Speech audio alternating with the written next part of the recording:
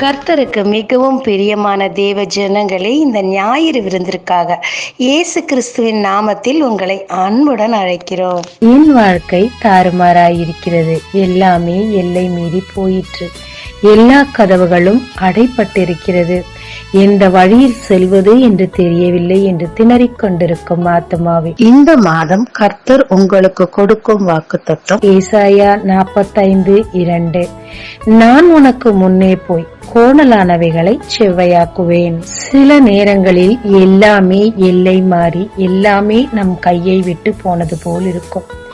அந்த நேரத்தில் நாம் நம் பாதைகளை சரி செய்ய வேண்டியதாய் இருக்கும். அதற்கும் இயலாமல் செயலிழந்து காணப்படுவோம். அந்த நேரத்தில் தானே கர்த்தர் சொல்லுகிறார், உனக்கு முன்னாடி நானே போய் உன் வாழ்க்கையில் எதெல்லாம் கோணலாய் இருக்கிறதோ அதை எல்லாவற்றையும் சரி செய்வேன் என்று சொல்லுகிறார். எந்தெந்த காரியங்களில் சரி செய்வார்? வசனம் 1 பார்க்கலாம். வசனம் 1 3 காரியங்களை சொல்லுகிறார். கீழ்ப்படுத்துகிறார், கதவுகளை திறக்கிறார், வலது கையை பிடித்து புதிய பாதைகளில் நடத்துகிறார். சில நேரங்களில் நம்முடைய காரியங்கள் எல்லை மீறியதாக, இதற்கு மேல் ஒன்றுமே இயலாது என்று சொல்லி நம்மை நம்பினவர்களும் எல்லை மீறி காணப்படுவார்கள். சங்கீதம் 8:8 சொல்லப்பட்டிருக்கிறது, அவருடைய பாதங்களுக்கு கீழ்ப்படுத்தி சகலவற்றையும் நமக்கு கீழ்ப்படுத்தி நம்மை தேவன் ஆசீர்வதிக்கிறார். ஏசாயா 45:1 சொல்லப்பட்டிருக்கிறது, கோரேசுக்கு முன்பாக ஜாதிகளை கீழ்ப்படுத்தி ராஜாக்களின் இடைக்கட்டுகளை அவிழ்க்கும்படிக்கும். அதாவது கோரேசு என்றால் மன்னன், சகல அதிகாரங்களையும் கொண்டவர். புறஜாதியாய் இருந்தாலும் தேவ ஜனங்களை ரட்சிக்க தேவன் ஏற்படுத்தின ஒரு ராஜா. அவருடைய பாதங்களின் கீழ் எல்லாவற்றையும் தேவன் கீழ்ப்படுத்துகிறேன் என்று சொல்லுகிறார். அதை கீழ்ப்படுத்தத்தக்கதாக இடைக்கட்டுகளை அவிழ்க்கும்படிக்கு என்று சொல்லப்பட்டிருக்கிறது. ஆம், அநேக காரியங்கள் நம் வாழ்க்கையில் அவிழ்ந்து போக முடியாதபடிக்கு ஒரு கட்டு கட்டப்பட்டுள்ளது. தேவன் இந்த வேளையிலே அந்த கட்டுகளை அவிழ்க்கிறார். நாம் ராஜாக்களாக ஆசாரியர்களாக அழைக்கப்பட்டவர்களுக்கு நமக்கு தேவன் ஆசீர்வாதத்தை கொண்டு வர எவைகள் தடைகளாய் இருக்கிறதோ, எவைகள் எல்லை மீறி இருக்கிறதோ, அந்த கட்டுகளை தேவன் உடைத்து எல்லாவற்றையும் நமக்கு கீழ்ப்படுத்துகிறவராய் இருக்கிறார். சங்கீதம் 8:8 இதைத்தான் சொல்லுகிறார். அவர் படைப்புகள் எல்லாவற்றையும் மனுஷனுக்கு கீழ்ப்படுத்துகிறார் என்று. எல்லாமே அவர் கையின் அதிகாரத்தில் உள்ளது. எனவே நம் வாழ்க்கையில் எல்லை மீறிய காரியம், கட்டப்பட்டிருக்கிற காரியம் எதுவாய் இருந்தாலும் தேவன் எல்லாவற்றையும் அவர் மூலமாக உங்களுக்கு கீழ்ப்படுத்தி சகல ஆசீர்வாதங்களையும் உங்கள் வாழ்க்கையில் வர இருக்கும் தடைகளை உடைத்து உங்களை அந்த ஆசீர்வாதத்துக்கு நேராக நடத்துகிறார். 45:1 வேதம் சொல்லுகிறது, அவனுக்கு முன்பாக வாசல்கள் பூட்டப்படாதிருக்கவும் கதவுகளை திறந்து வைக்கும்படிக்கும் என்று சொல்லப்பட்டிருக்கிறது. ஆம், இப்பொழுது நமக்கு ஆசீர்வாதத்தை கொண்டு வருகும் அநேக கதவுகள் பூட்டப்பட்டிருக்கிறதை நாம் பார்க்கலாம். இதை எனக்காக யார் செய்வார் என்று யோசிக்கலாம். அநேக ரெக்கமெண்டேஷன்ஸை தேடலாம். ஆனா அதை விட்டுட்டு கர்த்தரை தேடும் போது பூட்டப்பட்டிருந்த கதவுகள் பூட்டக்கூடாதபடிக்கு தேவன் அதற்கு ஒரு ஆப்பை வைப்பார். அதற்கு ஒரு கட்டையை வைத்து அது திறந்திருக்க செய்வார்.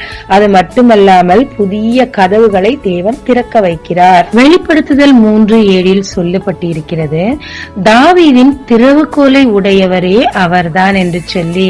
அது மட்டும் இல்லாமல் ஒருவரும் பூட்டக்கூடாதபடிக்கு திறக்கிறவரும் திறக்க கூடாதபடிக்கு பூட்டுகிறவருமாய் இருக்கிறார். நம் வாழ்க்கையில் எந்தெந்த கதவுகள் பூட்டப்பட வேண்டுமோ அதை பூட்டுகிறவர் அவராக இருக்கிறார். திறவுகோலை அவர் வைத்திருப்பதினால் திறக்க முடியாமல் திணறிக் கொண்டிருக்கும் பாதைகளை அவரே திறந்து கொடுத்து புதிய பாதைகளை, புதிய ஆசீர்வாதங்களை நம் வாழ்க்கையில் கொண்டு வந்து சேர்க்கிறவராகவும் அவரே இருக்கிறார். ஏசாயா 41 3வது காரியமாக சொல்லி இருக்கிறது, அவன் வலது கையை பிடித்துக் கொண்டு அவனுக்கு சொல்லுகிறதாவது என்று சொல்லி. ஆம், தேவன் நம்மை கைப்பிடிக்கும் தேவனாய் இருக்கிறார். நான் உன்னை விட்டு விலகுவதும் இல்லை, உன்னை கைவிடுவதும் இல்லை என்று சொன்னாரே, இங்கு தேவன் நம்மை கைவிடாத தேவனாய் இருக்கிறார்.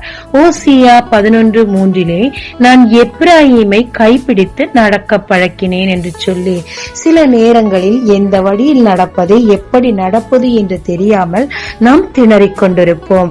அந்த சூழ்நிலையில் தேவன் தாமே முன் வந்து நம் கையை பிடித்து நடத்துகிறவராய் இருக்கிறார். மார்க் 8:23 ஒரு குருடன் இருந்தான். அவன் கையை தேவன் பிடித்து கிராமத்திற்கு வெளியே அழைத்து கொண்டு போய் அவன் கண்களில் உமிழ்ந்து அவன் மேல் கைகளை வைத்து காண்கிறாயா என்று கேட்கிறார். எந்த வழியில் நடந்தால் நம்மை சுகமாக்கும், நம்ம வழி திறக்கும் பாதைகள் உண்டு என்று அந்த இடத்திற்கு நம்மளை கொண்டு போய் வைத்து நமக்குரிய ஔஷதத்தை, மருந்தை அங்கே வைத்து நம்மை சுகமாக்குகிறவராக இருக்கிறார். நம் பாதைகளின் அடைப்பை எடுக்கிறவராய் இருக்கிறார். நம்மை நடத்துகிறவராய் இருக்கிறார். நம்மை கைப்பிடித்து நடத்தும் தேவன் இந்த நாளில் தானே உங்களுடைய மொத்த பொறுப்பையும் அவர் ஏற்றுக்கொள்கிறார். நம்பி உங்க கைய அவர் கையோடு வைங்க. புதிய புதிய பாதைகளில் எந்த இடத்துல உங்களுக்கு ரெமெடி இருக்குதோ அந்த இடத்துக்கு நேராக உங்களை நடத்தி ஆச்சரியம் அதிசயமாய் உங்களை நடத்துவார். ஏனென்றால் அவர் வழி நடத்தும் கர்த்தர். ஆமாங்க, தேவன் உங்களுடைய கட்டுகளை எல்லாவற்றையும் அவிழ்த்து உங்களுக்கு எல்லை மீறி இருக்கும் கீழ்ப்படாத காரியங்களை கீழ்ப்படுத்தி ஆசீர்வாதங்களை கொண்டு வருகிறார். மூடியிருக்கும் கதவுகளை திறந்து புதிய புதிய பாதைகளில் நடத்தி புதிய ஆசீர்வாதங்களை, ஆச்சரியமான காரியங்களை செய்ய கர்த்தர் காத்திருக்கிறார். மூன்றாவதாக, நடக்க தெரியலையேன்னு சொன்னாலும் வலக்கையை பிடித்து அவரே உங்களுக்கு ரெமிடி கொடுக்கும் இடத்திற்கு நேராய் நடத்தி ஆசீர்வாதங்களை கொண்டு வந்து சேர்க்கிறார். எனவே கர்த்தரை முற்றிலும் நம்புங்க. கர்த்தர் உங்கள் கரத்தை பிடித்து நடத்த இடம் கொடுங்க. உங்க கரத்தை அவர் கரத்தின் மேல வைங்க. ஆச்சரியமான புதியமான காரியங்களை வரும் நாட்களில் புதிய ஆசீர்வாதங்களை கொண்டு வந்து உங்களை உயர்த்த போகிறார். ஜெபிக்கலாமாங்க. தேவரே, எவ்வளவு ஆச்சரியமான கர்த்தர் கர்த்தாவே, என்னால சொல்ல முடியாம இருதயத்துல திணறிக் கொண்டிருக்கும் காரியங்களை ஒப்பனா சொல்லி என்னை என்கரேஜ் பண்ணீங்களப்பா. உண்மை நன்றியோடு கூட ஸ்தோத்திரிக்கிறேன். என் ஆசீர்வாதத்தை சுதந்திரிக்க முடியாதபடி என்னை கட்டப்பட்டிருக்கும் காரியங்களிலிருந்து என்னை கட்ட வைத்து எனக்கு கீழ்ப்படுத்தாத காரியங்களை எனக்கு கீழ்ப்படுத்த போறதற்காக நன்றி. புதிய வாசல்களை எனக்கு திறந்து கொடுக்க போறதற்காக நன்றி. புதிய பாதைகளில் என்னை நடத்தி ஆசீர்வாதம் வர காரணமாய் இருக்கிற இடத்திற்கு நேராக என்னை நடத்தி ஆசீர்வதிக்கிறதுக்காக நன்றி. உம்மை நம்பி முழுமையாய் உம்மிடத்தில் ஒப்பு கொடுத்து என்னுடைய கரத்தை கொடுக்கிறேன். என் வாழ்க்கையில் உள்ள கோணலான எல்லாவற்றையும் சரி செய்து என்னை புதிய ஆசீர்வாதங்களை சுதந்திரிக்க செய்வீராக. இயேசு மூலம் பிதாவே, ஆமென். இயேசு கிறிஸ்துவின் நாமத்தில் இந்த நாளில் உங்களை ஆசீர்வதிக்கும் ஜீசஸ் விஷன்.